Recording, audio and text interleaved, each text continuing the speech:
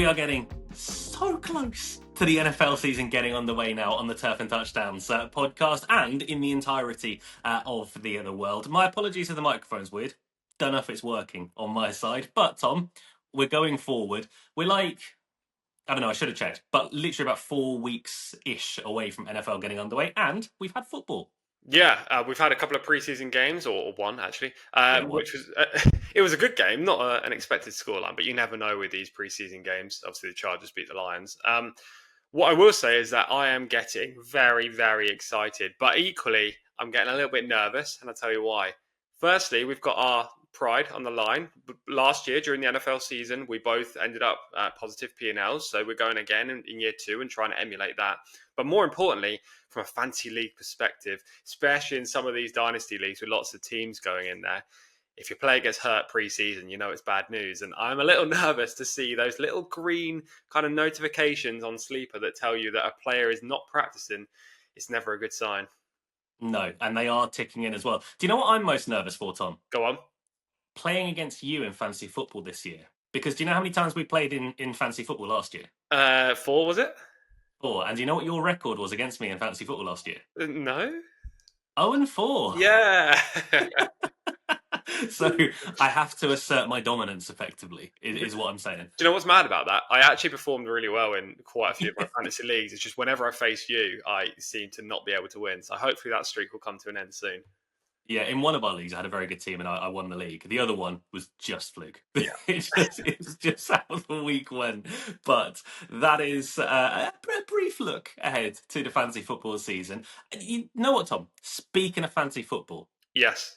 we've got 2 names left to bring out for the listener league. Should we just do it now? Yeah, let's do it. I'm looking forward to this. And also, we should say everyone that's currently been put into the listener league and these 2 people that are about to enter, whoever wins this random generator kind of situation, we are going to set up the listener league this week. This should go live on Wednesday or Thursday, August 6th or 7th. We'll set it up in the next 7 days. Luke will give you some details in a second if you're entered, how to get involved. But yeah, so we're kind of on the premise of starting this listener league. Let's finish it off by adding these 2 last people.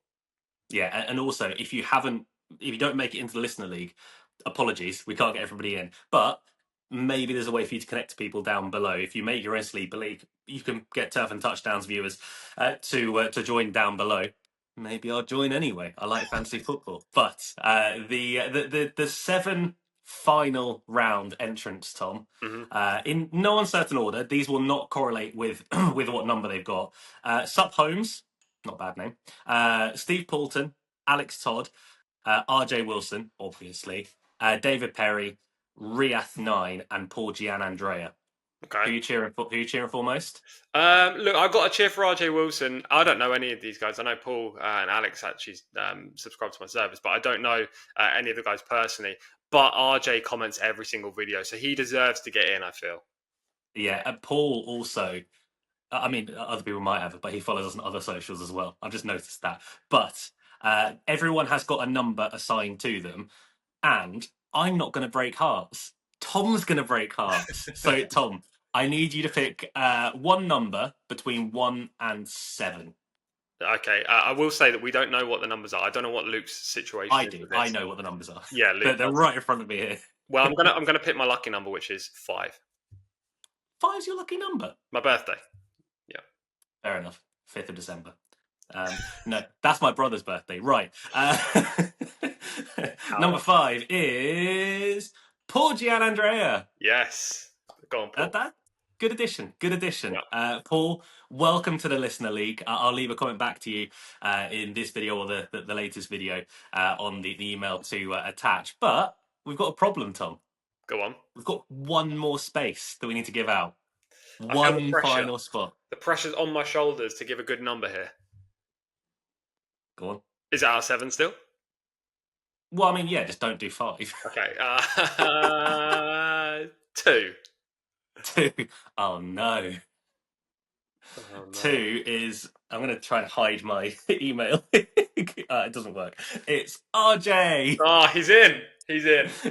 He might have commented about 7,000 times, but RJ, welcome to the Listener League. We've got Paul joining the Listener League. We've got RJ joining the Listener League. Apologies to anyone who missed out. We will be running the Listener League every single year.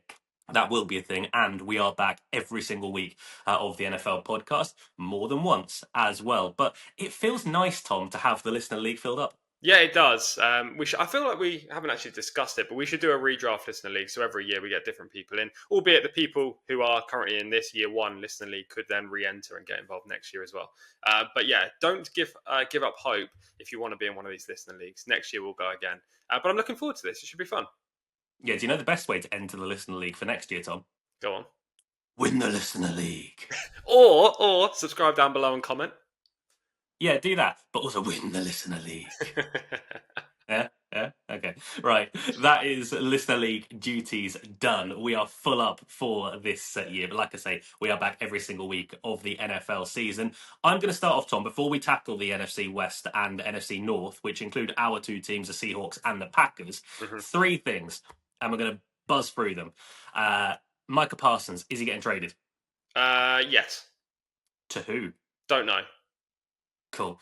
Maybe the Seahawks. Come on, just go in and do it. Terry McLaurin, is he getting traded? No, they're going to sign him. Yeah, that is 100% the right thing to do. He has been at your poverty franchise at their worst. Reward him. Be a good team. Pay your guy. Also, it'll really hurt your team to not have Terry McLaurin as well. And also, have you heard about Bijan Robinson? No. In that you don't pronounce his name Bijan. How's it pronounced? Bijan. Oh. But the problem is, he's got a mustard company, right? I know where this is going. I told this to my partner the other day, and she was like, that is the most boring thing I think you've ever said in my life. But I think this is really interesting. He's got a mustard company called Bijan Mustardson. Dijon mustard is named after a town in France called Dijon. Suddenly, you have to now get rid of that company, Bijan, because your name is completely different. You can't just have that. Okay, it's got boring now. Just say it's ridiculous. Say your name properly, or don't say it at all. Right, let's get into the NFC West, and let's start off from the bottom last year. The team who finished last, the team who were the worst of the four, the team who sucked the most, the San Francisco 49ers. A team who have lost a lot of their team from last year. They have signed, though. They're saved. Luke Farrell, a tight end, if you didn't know. Demarcus Robinson. Chosen Anderson is also of the 49ers. Whether he'll be there on week one, we'll see. Trey Brown, they got from the Seahawks. Mac Jones is here as well. And also Eli Apple, they've signed at corner.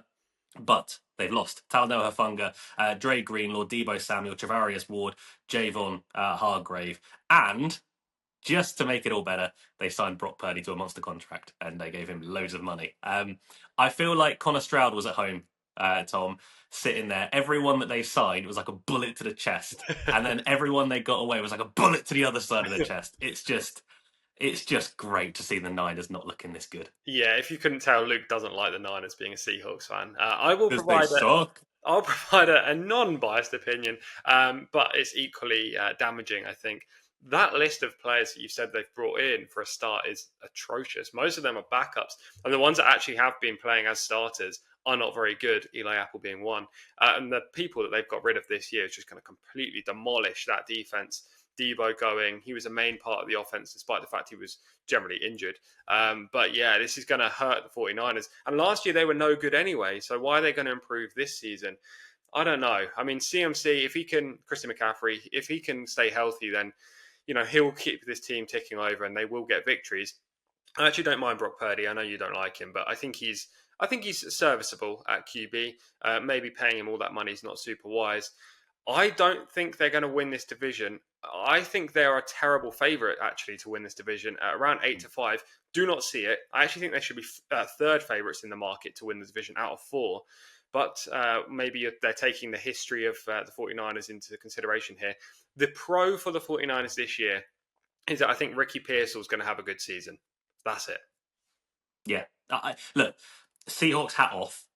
Brock Purdy is a fine quarterback. He's, as you say, he's serviceable. He will do his job, but he's not exceptional. He will he will do okay in a good offense, as he has done so far in his career. But this year, you're starting off with no Brandon Ayuk. I don't think he'll be around for the first half of the year. Jawan Jennings is already hurt in camp. Ricky Pearsall's already hurt in camp as well. And these aren't sort of huge injuries, but they're muscle injuries that can linger. Jawan Jennings also wants a contract as well. He said contract or trade me. He's their wide receiver one at the moment. And as much as I like Jawan Jennings, I don't know. I really don't get this for the 49ers. The big positive is they've got the easiest strength of schedule Mhm. in the entirety of the NFL. And they have got plenty of games that they should be winning. But Seattle are at home to them in week one, Tom. The Niners are 1.5 point favourites on the road. That is wild to me. There's a little spoiler alert to our week one selections, or at least yours. But the thing is, I can't pick Seattle because Seattle are a horrible team. And we never predict us right. It's like, Correct. oh, we look great. No, we suck. It'll be fun. It'll be fun if you do tip in that game. So we'll see. We'll see in about 4 weeks' time. Yeah. Moving on to the Rams, who were much better last year. They were 10-7. They were tied at the top with Seattle for the division, but managed to win the division all the same. They've lost Cooper Kupp. They traded Jonah Jackson to the Chicago Bears, one of their O linemen. They signed Devontae Adams. They've kind of revamped their O line with a few guys bought in, and they also bought in Poona Ford, who's been around to Seattle, been around to the Chargers. He's been here, there, and everywhere. They'll get Tyler Higbee back, who should be healthier than he was last year. And let's not forget, Tom, they almost beat Philly last year in the playoffs. Yeah, I actually think the Rams have got a pretty good team on both offense and defense, and obviously they're very well coached. The positives for the Rams is this offense. With losing Cooper Kupp, you'd say, well, that's huge because he's virtually carried them over the last few years. Puka Nacua has transpired to be as good, if not better, than Cooper right now in his career. But Cooper was the man for a long period of time. But when you get rid of Cooper and then you bring in Devontae Adams, it's not exactly a downgrade. Completely different player as such. Devontae commanding outside with really good hands, but not as agile. But it provides another weapon for Matt Stafford. And this offense is going to be good. Kyron Williams, great running back. Blake Corum, I think, is a very good backup as well. He may see more time this year. And they brought in Terrence Ferguson as well in the draft, a tight end. So they're going to score a lot of points. The question mark I have about the Rams, and it's only a small one, I suppose, but it's very crucial insofar as how many victories they're going to get this year. Their schedule is not easy. Let me just list a few of the games they've got. On the road, so away games, Philly, Baltimore, San Fran, question mark if they're going to be good, and Arizona, as well as home games against Houston, Tampa Bay, and Detroit. I mean, they are not easy. That's 7 games there where they could easily lose. I do expect them to win a few of them, but they're going to be close. It's not like a cakewalk against some of these bottom teams that the 49ers have in their schedule. So it's a bit of a question mark. If you said on paper who's going to win this division in terms of their depth chart, their roster, I'd say the Rams. But I'm not so sure after looking at the schedule. Yeah, the schedule is tough. I've already put the Rams up, but they're a much shorter price now than they were. I think they were 3-1 when I put them up as a team to win the division. I like how they start. Their first 2 games, they should go 2-0 because they start off against Houston and Tennessee. Tennessee obviously have got Cam Ward, rookie quarterback. Regardless whether you'll pick one or not, it's always going to be difficult. And I'm not sure about how good Houston are going to be this year. So look, they should have a couple of nice games to kick things off. And one big concern, Matt Stafford, at the moment, he's not practicing with a back injury. He's had a back injury literally the entirety of his career. We know how tough Matt Stafford is. He's literally one of the toughest dudes in the NFL. He will play through anything. But let's just say, Tom, he can't go. Jimmy Garoppolo's a decent backup. Yeah, he really is. We haven't really got to see him over the last few years, but at San Fran prior to his injury, he looked really promising. Obviously, he came through the Bill Belichick, Tom Brady era as well. So I can definitely see Jimmy holding this team up if Matt can't go. But we know that if Matt can even half get on that field, limping, he will, and he still manages to produce. 100%. They are currently second in the market to win the NFC West. Currently longest odds to win the NFC West that are the Seattle Seahawks, who have been busy this year. Obviously, Geno Smith is gone. They signed Sam Darnold to replace Geno Smith. I don't necessarily think they wanted to, but he was kind of the best out there at the time. Cooper Cup's in, Marquez Valdes-Scantling is in, DeMarcus Lawrence is in as well from Dallas, which is a big thing. They re-signed Ernest Jones, they re-signed Jaron Reed. They built their O-line up by drafting Gray Zabel, which was a winner for us from a betting standpoint in the NFL draft episode. They also drafted Nick Emenwari, who he looks an instant starter in the second round. He was a first round talent that Seattle managed to get in the second, and the camp hype from him is absolutely wild. Now, I'm going to say something to you, Tom, where this could just be absolutely ridiculous, but Seattle, right? Tough place to go. You Hmm. don't want to play in Seattle, do you? No. Easy place to go last year. Yeah, I It know. was a it was a very easy place to go. Now, there's been a whole thing going on in Seattle because a lot of fans were selling their tickets and away fans were getting those tickets. The whole environment of the 12s had gone. It wasn't a loud stadium whatsoever. You go back to Legion of Boom days where you had Peyton Manning literally can't hear anything in his headset. That was gone last year. Now, Seattle, I won't go into everything explaining it, but they've come out with a thing where effectively it's a better way to resell your tickets to make sure Seahawks fans get those tickets. I'm going to back this up with a stat, Tom.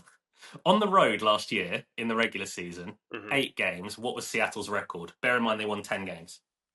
I don't know. Let's say they won 5-3. 7-1. Okay, good.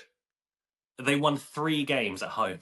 Yeah, It that's was, rough. it was just it was just a bad look. But offensively, honestly, I don't know how this team's going to look. Defensively, Tom, I'm quite excited. Yeah, it's interesting. I mean, I'm going to leave this section to you. You've talked about the Seahawks a lot. You know more about the Seahawks than me, so providing my opinion, I wouldn't really give much to the podcast. What I will say is that I'm excited to see how Jackson Smith and Jigba does this year, whether he takes a step forward or whether he struggles with Sam Darnold. It'll be interesting to see that kind of connection. Talking of wide receivers struggling, DK Metcalf, who left the Seahawks, reportedly struggling with Aaron Mm. Rodgers. So it's not a foregone conclusion that wide receivers are always going to take to their new QBs. And also, I quite like the look of Torrey Horton in college, and maybe he'll get some time on the field. I don't know how much production he'll get, but I think he could be another weapon if they use him right. Other than that, I'm not really going to provide an opinion. I'm interested to see how they get on. Don't think they'll win a division, but I do think the team next May.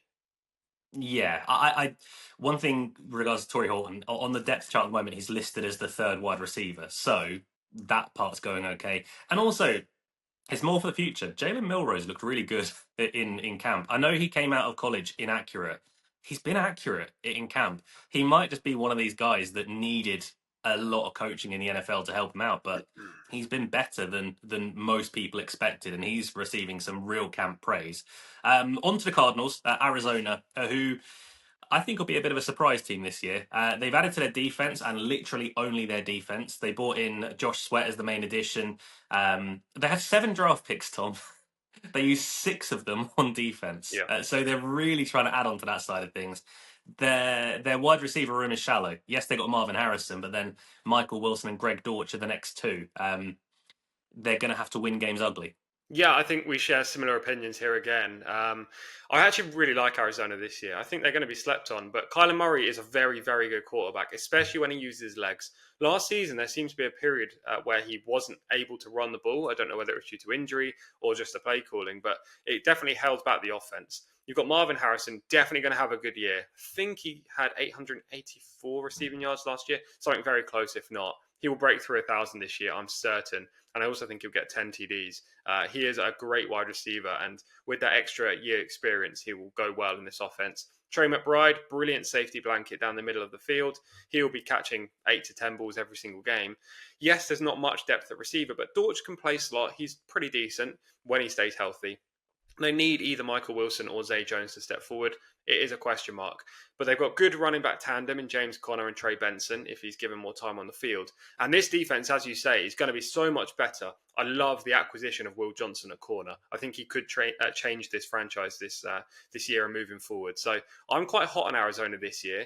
Their schedule is pretty kind on the whole, and I think they're going to rack up a fair few wins. Yeah, I like Will Johnson. The problem is just staying healthy. He went into the draft hurt, and he's had a series of issues in college. But if he stays healthy, great pick from the Cardinals. Their defense should be a lot better this season. We'll move into the NFC North because I know we are a bit strapped for time. The Lions, will start with last year's winners. They lost defensive coordinator Ben Johnson. They lost their defensive coordinator as well. So all change at the top of things. Other than that, not many things have changed. They brought in DJ Reed, corner. They brought in Derek Barnes as well. Um, they're kind of the same old Lions. It's just how they're going to be coached. Yeah, and we're saying same old Lions. The last 2 years, they've gone 12-5 and 15-2. I mean, this team has been arguably the best team in football during the regular season. Unfortunately, due to their record and franchise history, they seem to never be able to get it done in the playoffs. And last year, I think Jared Goff and the whole team were very disappointed with their loss against the Commanders. I actually think they should have gone to the Super Bowl. They were the best team from the NFC last season, and they weren't able to really kind of show it in the playoffs, which was disappointing. This offense will continue to put up points. They've got so many weapons. Jahmyr Gibbs may be the best running back in the league. Saquon, obviously, Bijan as well, but Gibbs is one of the best. Amon-Ra St. Brown, super solid at receiver. Laporta, basically a receiver at tight end. Jameson Williams is going to provide a fantastic deep threat this year. They've got Isaac Tesla, the rookie, who looks good so far and looked pretty promising in that preseason game against the Chargers. They're going to score points. It's just how well this defense is going to play. Last year against the Commanders, they just completely capitulated. So it'll be interesting to see. Their schedule, again, isn't very easy outside of divisional games. And even divisional games aren't easy because this is a red-hot division. But they play Baltimore, Cincinnati, Kansas City, Washington, Philly, LA. I mean, that is just difficult, isn't it? They're going to win games, but I don't think they'll go 15-2. Yeah, take that, Detroit. Try and be a good team. We'll show you what a good team looks like. Look, last year their defense was not good, but it doesn't really tell the whole story. They were 20th out of 32 teams in points allowed per game, but they had so many injuries. Almost every time you looked at the field, they had an injury. Obviously, their big one was Aiden Hutchinson, who broke his leg, I think against Dallas, I think it was. But either way, part through the season, he's going to be back, and he looks healthier than ever. Like I say, other than coaching staff, not much has changed. This is a team that did have to beat Minnesota in Week 18 to secure the division, but I hope they go close because they are a team that are very easy to root for, the Lions. But they are in a very good division. The Vikings, last year, they were a fantastic team, 14 wins. Jordan Addison, it's heavily rumoured, and look, by the time this podcast comes out, the news might have already dropped, but the heavy rumour is that the Vikings are preparing for a 3-game ban due to off-the-field antics a little while ago. They've added to their defense. They brought in Jonathan Allen and Javon Hargrave. They added Will Fries to their O-line, replacing like for like effectively. Jordan Mason to the backfield as well, where apparently it's going to be more of a tandem of Aaron Jones and Jordan Mason rather than one or the other. Again, I kind of like the Vikings for this year. I think they're a well-run organisation and they should be good once more. Shall I start with the pros or the cons? Look, I will just say one thing. Talking about the Vikings is kind of like me talking about the Niners. Hey, just wait till we get to the Bears, mate. Wait till we get to the Bears. Look, I'll be fair with the Vikings. I don't hate the Vikings by any means, but I don't think they're as good as billed. I really don't. Now, I'm taking Justin Jefferson out of the equation. Obviously, he is elite. Probably the second best wide receiver in the league behind Jamar Chase. He is very good. And anytime you throw a ball to him, the likelihood is he'll catch it. And he'll carry the team for a large part of the season. But how good is JJ McCarthy? That's a big question, right? Because last year, Sam Darnold, okay, he's not an elite QB, but he was very accurate. And he was great throughout the first part of the season. But if you look through the wins, they won virtually one-score games every single time. They just seem to have great character and pull themselves through in games that are very close. I don't know if they're going to do that this year under JJ. Not saying about his talent, but more from a clutch perspective. In the NFL, it's very different. So I don't know. I think they may finish third in this division and comfortably third. I don't think they're going to be vying for the top or second spot. They may still make the playoffs, but I wouldn't be so sure.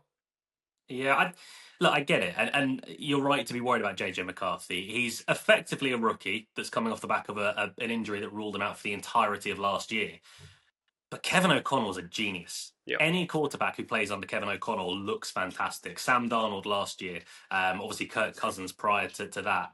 I think JJ McCarthy will be just fine. The clips that we're seeing from camp, they all look good regards to JJ McCarthy.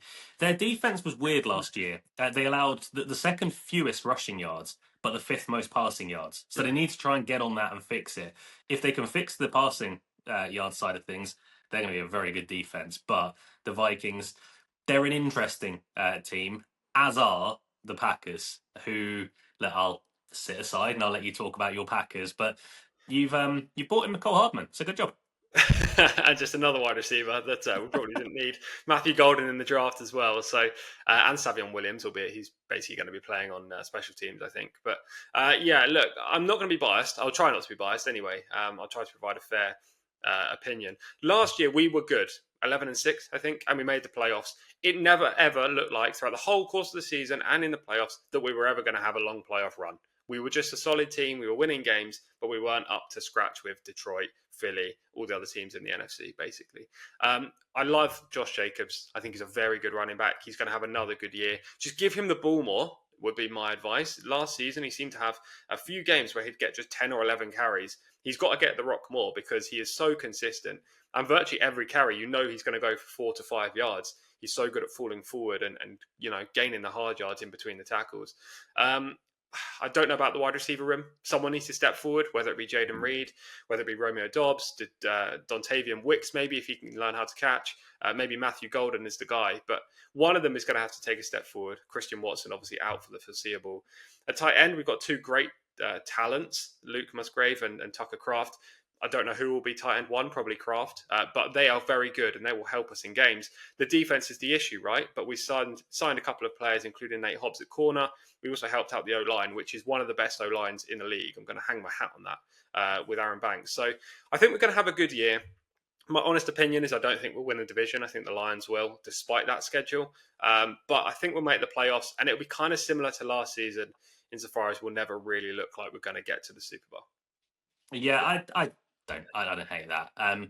I think Jordan Love was a bit hurt last year. Obviously, he got hurt in week one in the game down in Brazil against Philadelphia. I don't think he was the same quarterback after that. Hopefully, he's back to somewhere near his best this season. I am excited for Tucker Kraft, though. I think he could be okay as a tight end. Matt LaFleur has been very vocal about wanting to get him the ball a lot more. But interesting team, the Packers. I just think you're one big name away from being a legit team. However, the Bears have brought in all the big names. Carry on. You got it out your system? No. The Bears. Okay, we got it. Last year, 5-12. Do you remember how they started the year, Tom? I try not to remember the Bears, no. So they went 5-12 for the entirety of the year. In the first 7 weeks because they had the bye week. They started 4-2. Mm. Man, they were terrible for the rest of the year. Look, their defense was not good, but things have changed. Ben Johnson's come in at head coach. Literally, the first thing he did was just sign a ton of top tier O linemen. Drew Dahlman's in, Joe Tooney's in, Jonah Jackson's in. Immediately revamped the O line.